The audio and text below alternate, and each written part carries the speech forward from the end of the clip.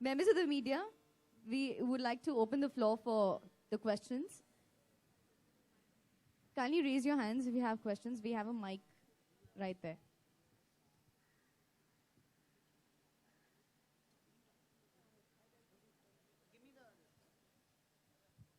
Are you asking me questions? Yeah. So since Filmfare is the first dibs on asking you a question, who according to you is a fashion diva and why? I mean, what is your definition of being a fashion diva? Because you won the Absolute Elite Substance and Style Award as well as the most stylish actor award. So besides myself, I don't know. Yes, besides yourself. That's self-explanatory, no? I think, when you... Thanks. I think when you look at are you talking about yesteryear divas or contemporary actors? Who? I mean, it could be Marilyn Monroe, it could be Bridget, it could be anyone. Honestly, if I have to look at people who are iconic in terms of style, I would look at like Audrey Hepburn, I would look at Jane Birkin, Nutan, Catherine Hepburn, Madhubala, Meena Kumari. They all, especially Meena Kumari, Rekha, they always had this, they dressed in a certain way, and I think all of them were fashion icons, and that's why they're legendary, because people ape their style, ape their idea of what, when you look at it, like an Amy Winehouse now, she has a particular style and a particular brand of the way she looks and the way she dresses. And I think most people who become iconic have a certain style and artistic expression of how they dress. So it's this artistic expression that you feel which sort of sets one actor or one's fashion icon from the other? I think instead of looking manufactured, when it looks organic and you have your own style, I think that's important, because when I came into the industry, I knew that I couldn't be what everybody else was. I would just make a fool out of myself. So I just decided to be myself, and that became fashionable. And it's when you have your voice, when you're just stylish because you're just wearing what you feel comfortable in, that just becomes a statement, because you have an individuality and you enjoy clothes and you enjoy dressing a certain way. If I had to ask you to choose your signature statement, because you mentioned the word statement. I think I think what is mine is very vintage and old world, on the red carpet and for appearances. But at home, I think I'm very bohemian, which is my personality. It's very bohemian. It's just bohemian, I think. Yeah. How do you think India has taken to fashion and style? Because it's become like a $1 zillion industry. It's suddenly, it's become so... A lot of the actresses are abusing me for it.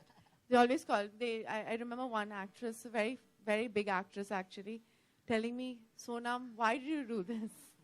You know how much money I'm paying my stylist right now? I was like, well, I don't pay my stylist, it's my sister. Or I just style myself. I was like, you just have to be yourself. And there are lots of celebrities back in Hollywood who kind of style themselves. If they have like a Tilda Swinton and Kate Blanchett, Blake Lively, they have their own style, and it's very distinct.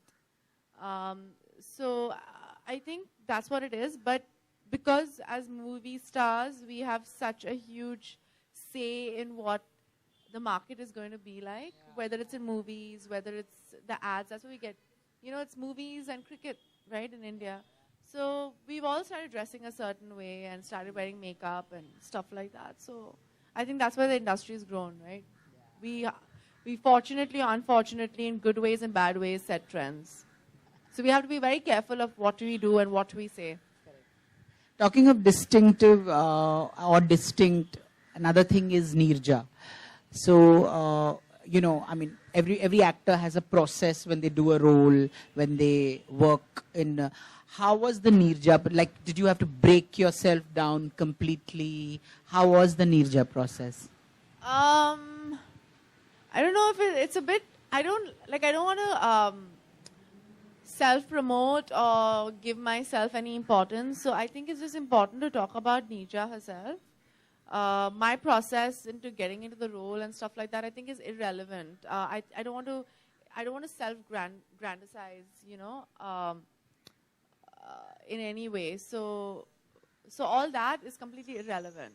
I spoke about it during Ranjana and during my other films where I have a process and stuff like that. I use the same process here, but for me, it's important that people understand who she is and her story, because what she was extremely principled, and she always believed in doing the right thing. I did all this research on her, and I spoke to all her friends and her family and people who knew her, who worked with her. There are a lot of photographers and ad filmmakers, iconic ones, who worked with her. And her, her crew members and the passengers and everybody, I spoke with them, and they all said that she was only interested in doing the right thing. And it didn't matter what it was the principle of the thing. It was always a principle of the thing. And that is important. And that's what I learned from it. So it's not what I brought to the film, it's what the film brought into my life.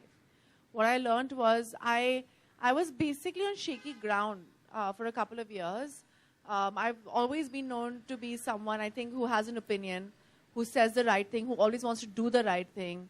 And a lot of people are not okay with it. So there's a lot of negativity because I'm not compromising on a lot of things. And I was like, you know what?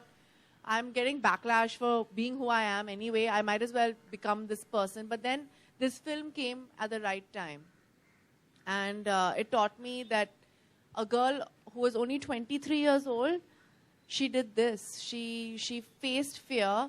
And that's the most important thing, Jitesh. When you're scared and you still do the right thing, when you know that there's going to be something that's not right that's going to happen to you, but you're still like, it doesn't matter. And she did it on another level. She lost her life doing it.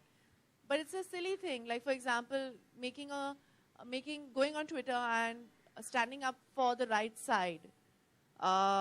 It's scary because you'll have a lot of people being negative. The media might not take it the right way. You might have morchas outside your house. You don't know. But you still need to stand up for it. And I also feel being diplomatic and not taking sides is also wrong. Because at the end of the day, you're actually encouraging the person who is not doing the right thing. So by not taking a stand, according to me, is also not the right thing to do anymore in this day and age. Because a lot of negative things are happening in the world right now. So I always think you need to take the stand. You need to do the right thing. And that's... so I just inculcated that principle back into my system. Because I always did that. Because, when you come and you're young and idealistic, and that's why I think it's important for people to see this film, because she was petrified.